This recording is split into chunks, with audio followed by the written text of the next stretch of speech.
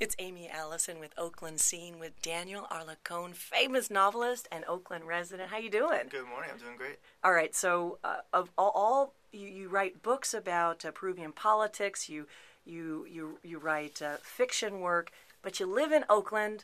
Why? I moved to the Bay and I moved straight to Oakland. My family lives here. My sister went to Berkeley and then she settled in Oakland, and then my other sister moved here, and it's just kind of a family thing. I remember coming to Oakland and Berkeley when I was much younger, and I just sort of always felt at home. So yeah, I don't know. Why are there so many writers in Oakland? Have you noticed that? There's a really big community there. Sometimes I feel like you can't throw a rock in Oakland without hitting an artist or a writer. A lot of people, it's simple economics. A lot of people got priced out of San Francisco, and that's not something necessarily to celebrate. It's just kind of a fact, a hard reality. But I sort of like not being in San Francisco, frankly. I like that it's there, and I love San Francisco as a city, but being in Oakland sort of represents a little more isolation, which for me and my work is useful. You ever tried to explain Oakland to people in Peru, where you publish a lot of your books first?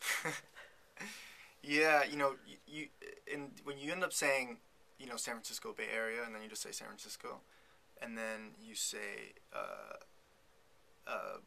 one thing I've said is La Hermanita Fea de San Francisco, which means like San Francisco is like younger, ugly sister, which is kind of a joke, but it's also kind of I think I take pride in the fact that it's not as user friendly as San Francisco, perhaps. There's got to be something that translates into a positive, being a younger, uglier sister. Yeah, no, I think so. I think it's often the case of people who had sort of not the confident, they weren't the pretty people in high school, perhaps, develop into more interesting adults. They have better hairstyles, or they're interesting people. They're charming conversationalists. Perhaps that's what I'm trying to get at. Yeah.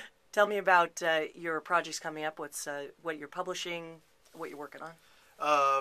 It's going to be a busy year. I'm trying to finish up a novel, hopefully before the World Cup starts. Why? Because I won't do anything that month except watch soccer. And at odd times, like 1 a.m. and stuff like that. But that's just the sacrifices one has to make.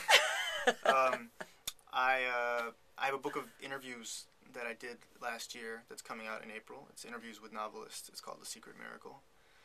In July, I have a graphic novel coming out first in Lima.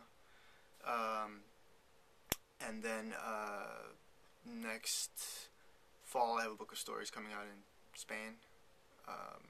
And then next spring, I teach again, so I'll be sort of settled and stable. Well, it's fabulous to meet you and to know that we're both in Oakland and you're doing such amazing work. Thank you. Thanks for joining me. Thanks, Amy.